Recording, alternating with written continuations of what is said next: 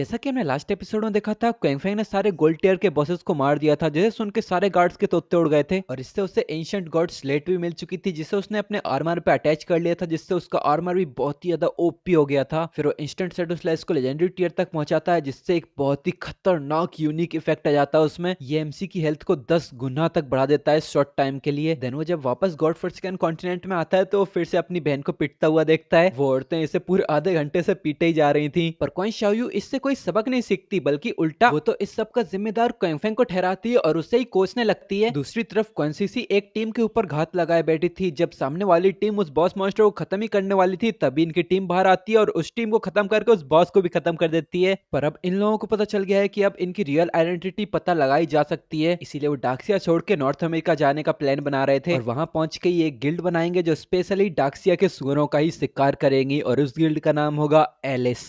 यहीं पर हमारा पिछला एपिसोड खत्म हो गया था। हमारे आज के एपिसोड की शुरुआत होती है। आन्यो यहाँ बहुत खुश लग रही थी। वो फुल कॉन्फिडेंस में क्वेंगफेंग को कॉल करती है और वो कहती है, एक्सपर्ट, मैंने हायर अप से आपके हाइड आउट के बारे में बात की थी, उन्होंने एक अच्छा सा प्राइस भी दे दिया है, वो इसे खरीदने के लिए राजी हो गए हैं, क्या हम थोड़ी देर बात कर सकते हैं? दूसरी तरफ क्वेंगफेंग अब भी लेवल 15 तक पहुंचने के लिए मॉन्स्टर हंटिंग कर रहा था। वो जब ये मैसेज देखता है तो वो कहता है, ठीक है बताओ कितना प्राइस बताया उन लोगों ने? तो आन्यो बताती है 1500 years of tradable life spam. ये एमसी के लिए ज्यादा कम तो नहीं था, पर फिर भी वो कहता है ये तो बहुत कम है। तो सामने से आन्यो एकदम चीखते हुए कहती है, हाँ मैंने बोला ही था 500 ईयर्स डेफिनेटली बहुत कम है, इसीलिए मैंने अपने पूरे दिल से सब लोगों से आर्ग्यूमेंट किए इतने सारे, और उसके बाद जाके वो 2000 सालों की ट्रेडेबल लाइफ स्पैम पे माने हैं। इसके लिए मुझे सच में बहुत ज्यादा मेहनत करनी पड़ी एक्सपर्ट। और इधर एमसी कहता है, हाँ ठीक है चलो सिटी सेंटर के स्टेच्यू के पास में ही आ जाओ, वहीं पर ही हम इसकी ट्रेड कर लेंगे। और वो मनी मन सोच रहा था, ये आन्यो कितनी चालाक लड़की है, मेरे प्राइस को कम करने की सोच रही थी। फिर हमारा सीन चेंज जो कि इसी रूइन सिटी के सेंटर में बने स्टैच्यू के पास आता है। यहाँ पर आन्या शर्माते हुए अपना सर खुजा रही थी और उसके पीछे बहुत ही खतरनाक से दिखने वाले soldiers fully arm night armour में खड़े थे, जो आन्या को प्रोटेक्ट करने के लिए आए थे। ये देख के आन्या खुद भी बहुत शर्मा रही थी। तभी शैडो भी वहां आ जाता है, जो देख के आन्या कहती है, बिग ब्रदर शैडो प्लीज ये दिल पे मत लेना, वो क्या है ना, अभी मेरे पास कुछ ज्यादा ही लाइफ स्पैम है, इसीलिए हायर अप्स बहुत चिंता कर रहे थे, तो उन्होंने पूरे एक आर्मी मुझे ही यहाँ सेफली एस्कॉर्ट करने के लिए भेज दी। क्वेंगफेंग के सामने तो ये छोटी सी आर्मी कुछ नहीं है, इसीलिए वो कहता है हाँ ये ठीक है। और वो मनी मन सोच रहा था, लगता है ऑफिशियल्स को अब भी मेरी असली ताकत के बारे में कुछ नहीं पता, इनकी ये सामने खड़ी सो कॉल्ड आर्मी इतनी कमजोर है कि मेरी एक दो स्किल्स में ही खत्म हो जाएगी। एमसी फालतू ज्यादा टाइम वेस्ट ना करते हुए सीधा ट्रेडिंग पैनल को ओपन करता है और आनिया भी ज्यादा समय ने बर्बाद किया, सीधा अपनी लाइफ स्पैम एमसी को ट्रांसफर कर देती है।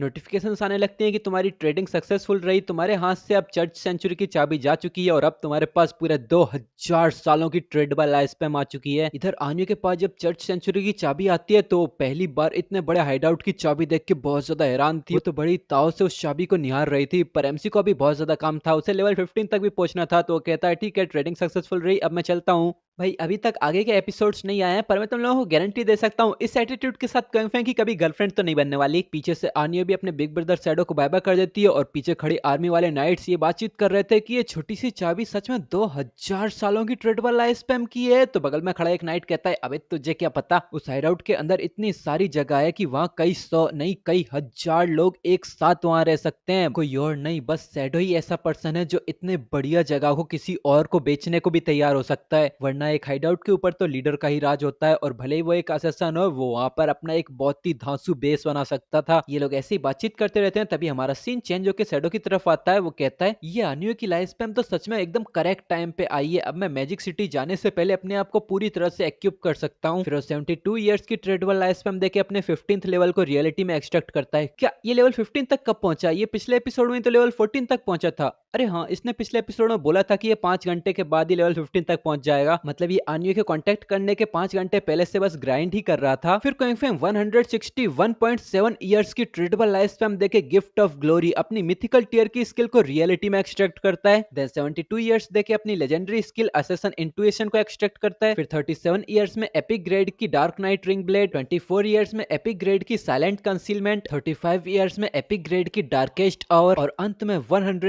14 इयर्स की ट्रेडेबल लाइफ स्पैन में एमसी अपनी माउंट बेल को एक्सट्रैक्ट करता है। ये सब एक्सट्रैक्ट करने के बाद कंगफेंग कहता है कि मेरे इक्विपमेंट्स के अलावा मेरी स्किल्स और लेवल सारे ही सिंक्रोनाइज हो चुके हैं। तभी एमसी के पास एक वार्निंग नोटिफिकेशन आती है कि तुम्हारा हंगर बार 90% तक पहुंच चुका है। ये पढ़ के एमसी थोड़ी जल्दबाजी करने लगता है। वो कहता है कि मैंने तो लंबे समय से अभी तक कुछ भी नहीं खाया है, मैं सबसे पहले लॉग ऑफ करके अपने हंगर से ही निपटूंगा। फिर कंगफेंग यहाँ पर लॉग ऑफ कर देता है। देन हमारा सीन आता है रियलिटी में उसी हेलोंगबो होटल में जहाँ पर एमसी रुका हुआ था। हमेशा की तरह कंगफेंग अपने डार्क एंड डेडली ऑरा को रिलीज करते हुए अपने बेड पर उठता है, पर तभी वो आसपास देख के बहुत कंफ्यूज हो जाता है क्योंकि उसके आसपास बेड के चारों तरफ एक पिंजरा बना हुआ था। उसके बगल में ही दो आदमी उस पर नजर रखे हुए थे, एक टकला मोटा और एक फिट एंड फाइन गुंडा। वो गुंडा कहता है कि ये बच्चा तो उठ गया बिग ब्रदर। वो टकला सिगरेट पीते पीते कुछ तो सैंडविच सा खा रहा था। ये न्यूज सुन के वो सीधा उस सैंडविच को मसल देता है और अब ये दोनों चाकू डंडे निकाल के एकदम फाइट के लिए तैयार हो जाते हैं। इन्हीं के बगल में एक लड़की की डेड बॉडी पड़ी हुई थी जिसका सर किसी ने फाड़ दिया था, उसके अंदर से बहुत ज्यादा खून निकल रहा था। और यहाँ पर अभी ये गुंडे एमसी को धमकियां देने लगते हैं, बच्चे अपनी सारी की सारी लाइफ स्पैम हमें दे दे वरना तेरी भी हालत वही होगी जो इस होटल के बाकी लोगों की हुई है। और वो टकला सिगरेट पीते हुए बहुत जोर जोर से हंस रहा था।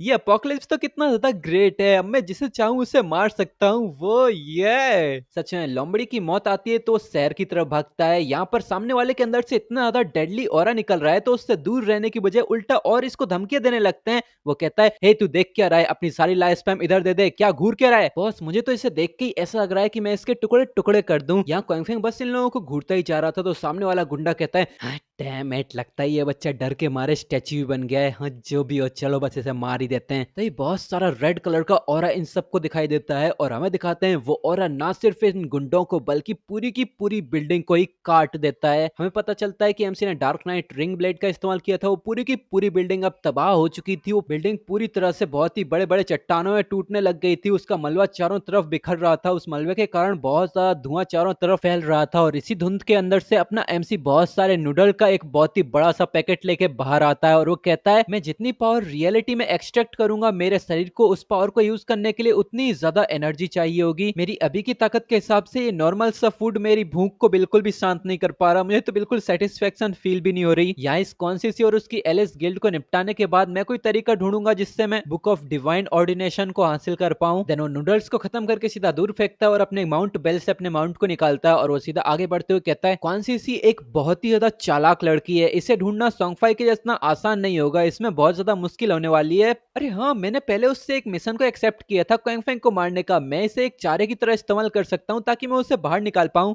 मुझे तो कुछ खाया पिया महसूस ही नहीं हो रहा। मुझे अब भी भूख लग रही है तो मैं सबसे पहले मैजिक सिटी की तरफ ही आगे बढ़ूंगा और वहीं पे रास्ते में कुछ खाने को ढूंढूंगा। और इसी के साथ हमारा सीन चेंज होकर अब मैजिक सिटी में आ जाता है। वहीं पर ही कौन सी एकदम एक्साइटमेंट में चिल्लाती है, बेबी तुम सभी लोग कितने अमेजिंग हो। उसका चेहरा पूरा टमाटर की तरह लाल हो रखा था और हमें दिखाता है कि वो तो ठीक से चल भी नहीं पा रही होती है। फिर वो दो एनाकोंडास का सहारा लेते हुए अपने लड़खड़ाते हुए कदमों के साथ आगे बढ़ती है और अपनी कांपती आवाज में कहती है, तुम लोगों के साथ घंटों तक दिल भर के एक बैटल करने के बाद, एक मीठी नींद के अंदर सोने के बाद सीधा गेम में एंटर कर जाना, ये फीलिंग ये सिंपली बेस्ट है। तो एक एनाकोंडा कहता है, माय डियर क्वीन तुम्हारी स्किल्स सच में अनपैरेलल्ड हैं, तुम तो सच में डकिंग अमेजिंग हो। दूसरा एनाकोंडा हंसते हुए कहता है कि तुम तो सच में एक क्रेजी हॉट चिक हो। इनकी ये बकचोदी ऐसी ही चलती रहती है। तभी इस एनाकोंडा के पास एक मैसेज आता है कि शैडो ने क्वांगफेंग को मार दिया है और क्वांगफेंग कह रहा है कि वो तुमसे मिलना चाहता है रियल वर्ल्ड में मैजिक सिटी के अंदर, ताकि वो क्वांगफेंग का सर तुम्हें डिलीवर कर सके और बाकी बची हुई पेमेंट उससे ले सके। तो कौन सी मनीवन सोचती है, क्या शैडो से मिलना, वो भी रियल लाइफ में, ये तो बहुत ज्यादा डेंजरस है। तो ये कहती है, नहीं मिलने की कोई जरूरत नहीं है, बस उसकी एक फोटो मुझे सेंड कर दो। तो सामने से शैडो का मैसेज आता है कि उसके पास कोई फोन नहीं है, वो फोन का यूज नहीं करता ताकि ऑफिशियल्स उसे ट्रैक ना कर सकें। ये सुन के कौन सी के चेहरे पे भी एक इविल स्माइल आ जाती है और वो मनी मन सोचती है, ओ तो शैडो के कनेक्शंस भी ऑफिशियल्स के साथ कुछ अच्छे नहीं है। अभी के टाइम पे यहाँ की गवर्नमेंट हमें खोजने के लिए अपनी इंटेंसिटी बहुत ही तेजी से बढ़ाती जा रही है। अगर हम इस अपॉर्चुनिटी का फायदा उठा के शैडो को अपनी एलिस गिल्ड में शामिल कर लें तो ये डाक्शिया के सुअर हमारे लिए कभी खतरा बन ही नहीं पाएंगे। फिर वो मुस्कुराते हुए कहती है कि शैडो से कह दो मैं पहले उससे गेम में मिलना चाहती हूँ। कोऑर्डिनेट्स होंगे 6722 8331। वो मनी मन सोच रही थी कि सबसे पहले तो मैं एक छोटा सा शो क्रिएट करूंगी ताकि हम उसे टेस्ट कर सकें कि ये सच में किसकी तरफ है। फिर ये लड़की अपने दोनों एनाकोंडास के साथ सीधा गेम में आ जाती है और वहीं पर ही वो किसी को कांटेक्ट करती है। वो कहती है, बेबी त्यांसांग जियांग, क्या तुम थोड़ी देर के लिए फ्री हो? मैं तुम्हें बहुत मिस कर रही हूँ। मेरे पास तुम्हारे लिए एक काम है जिसके लिए तुम्हें बहुत सारे बेनिफिट्स भी मिलेंगे। फिर हमारा सीन चेंज होकर क्वांगफेंग की तरफ आता है जो अपने वुल्फ के साथ एक बड़े से टावर के ऊपर बैठा हुआ था। उसने साइलेंट कंसीलमेंट को एक्टिवेट कर रखा था, मतलब जब तक वो हिलता डुलता नहीं है तब तक वो इंडिफिनिटली इनविजिबल रह सकता है। वो कहता है कि अब ये कौन सी कह रही है कि मुझे गेम में आके मिलना पड़ेगा। जैसा कि मैंने सोचा था, ये लड़की बहुत ज्यादा चालाक है। ये कोऑर्डिनेट्स इविल स्पिरिट नाम की एकेडमी के हैं, वो यहाँ से मुझसे ज्यादा दूर नहीं है। तो फुल स्पीड में सीधा गेम में एंटर करता है और अपने वुल्फ के साथ सीधा भागने लग जाता है उसी डायरेक्शन में। और वो कह रहा था कि चलो देखते हैं कि अब इसके पास कितनी ट्रिक्स हैं। फिर सीधा अपना सीन चेंज होकर मैजिक सिटी रूइंस की इविल स्पिरिट एकेडमी के पास आता है। कंगफेंग भी अपने भेड़िए के साथ स्टेल्थ मोड में एक बिल्डिंग के छत पे आ चुका था। वहीं पर ही नीचे से उसको आवाजें आ रही थी, एस ऑफ स्पेड्स ऑफिशियल्स को तुम्हारे बारे में सब कुछ पता चल चुका है। अब से कॉप्स तुम्हारी स्पेड गैंग्स को 24/7 लॉकडाउन करेंगे और उनको ढूंढ ढूंढ के मारेंगे। मैं तुम्हें एडवाइस देता हूँ कि तुम चुपचाप सरेंडर कर दो, वरना हमें फोर्सफुली एक्शन लेना पड़ेगा। और हमें दिखाते हैं यहाँ कॉन्सीसी की 3 लोगों की टीम के सामने बहुत सारे पुलिस वाले आ खड़े हुए हैं और वो सभी इन लोगों को पकड़ने के लिए ही आए हैं। पर सामने से कॉन्सीसी फुल एटीट्यूड में कहती है, ट्यान सिंह जियान वापस जाओ और अपने डाकसिया के सुअरों जैसे आदमियों से कह दो कि ये याद रखें, अब से हम कोई स्पेड्स गैंग नहीं है, हम अब से एलाइस गिल्ड हैं। और वो अपने दोनों गुब्बारों के प्रोटेक्शंस को ओपन करते हुए कहती है कि हम एलाइस गिल्ड हैं जो तुम्हारे डाकसिया के कीड़े मकोड़ों जैसे आदमियों को ही मारने के लिए स्पेशलाइज्ड हैं। और हम दिखाते हैं सामने वाले पुलिस वालों की नाक से तो बिल्कुल खून का फव्वारा ही बढ़ने लग गया था। सभी लोग ये देख के बहुत ज्यादा हैरान थे। सामने की टीम का कैप्टन तो अपनी एक्साइटमेंट को रोक ही नहीं पा रहा था। फिर वो अपनी एक आंख छुपाते हुए एकदम हंसते हंसते कहता है, damn you ace of spades, डाकसिया के ऑफिशियल्स तुम्हारे ऊपर जरूर जस्टिस लेके आएंगे। पीछे के ऑफिसर्स भी बहुत ज्यादा शर्मा रहे थे, उनकी भी एक्साइटमेंट रुक नहीं रही थी। पर फिर वो कहते हैं, इनकी हिम्मत तो देखो, कितने बेशरम लोग हैं। इनकी टीम कैप्टन अब भी शर्माते हुए वॉइस कॉल पे इससे चुपके से कहता है, बेबी क्या तुम कुछ ज्यादा ही आगे नहीं जा रही हो? पर सामने देखने से ऐसा लग रहा है कि इस लड़की ने पता नहीं कितने ही पैक चढ़ा रखे हैं। वो कहती है कि कम ऑन डाकसिया के सुअर, आ जाओ मेरे ऊपर। और ये भी धीमी आवाज में हंसते हंसते कहती है,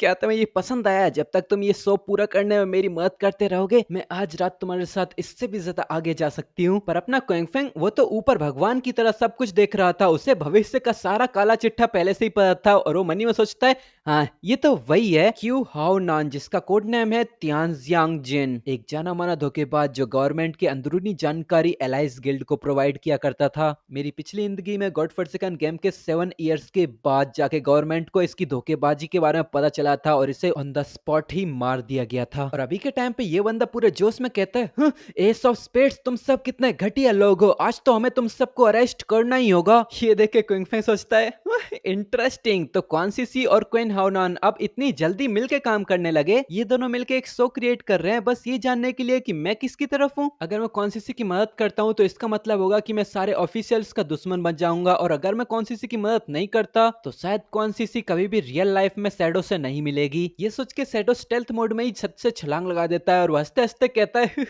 अगर ऐसा है तो चलो मुझे अपनी सिंसियरिटी तुम्हें दिखाने दो। और उसने ऊपर से आते आते अपनी डार्क नाइट रिंग ब्लेड को एक्टिवेट कर लिया था, जिससे सारे के सारे ऑफिशियल्स के ग्रुप के ऊपर बहुत ही खतरनाक डैमेज पड़ता है और कुछ ही सेकंड्स में सबके सब मारे जाते हैं। एमसी के पास किलिंग नोटिफिकेशंस की लाइन लग जाती है। ये देख के सभी लोग हैरान थे। सामने की कॉन्सिसी भी, दोनों एनाकोंडा और कॉन्सिसी साथ में चिल्लाती है, क्या WTF, क्या डोमिनेटिंग पावर है। और इधर अपना सैडो, वो तो लूट की तरफ ध्यान भी नहीं देता और फुल एटीट्यूड में इन सबके सामने चलते हुए कहता है, hello S of spades, I am shadow. Well अब इसी हैंडसम एंड डैशिंग सीन के साथ ये एपिसोड यहीं खत्म होता है। तो अगर तुम लोगों को ये वीडियो पसंद आया तो वीडियो को लाइक करना और कमेंट सेक्शन में अपना ओपिनियन शेयर करना। और वैसे इस सीरीज पे व्यूज क्यों कम होते जा रहे हैं भाई, लाइक वाइक करो, थोड़ी इसकी रीच बढ़ाओ। और अब इसके नेक्स्ट चैप्टर आने में 4-5 दिन लगेंगे, तब तक मैं एक नई सीरीज का वीडियो बना के डालूंगा। तो तुम लोगों को इसके लिए भी पूरा सपोर्ट दिखाना है, ठीक है ना? मैं बता रहा हूँ वो सीरीज बहुत ज्यादा अच्छी है, तो तुम लोगों को कम से कम उसके पहले एपिसोड पे तो अपना फुल सपोर्ट दिखाना ही होगा। और बाकी इस सीरीज के बारे में तुम्हें एपिसोड में सब कुछ पहले ही पता चल जाएगा, तो मैं कुछ स्पॉइलर नहीं दूंगा, ठीक है? तो अब इस वीडियो को यहीं पर ही खत्म करते हैं। अब अगले एपिसोड का इंतजार करो, तब तक के लिए बाय।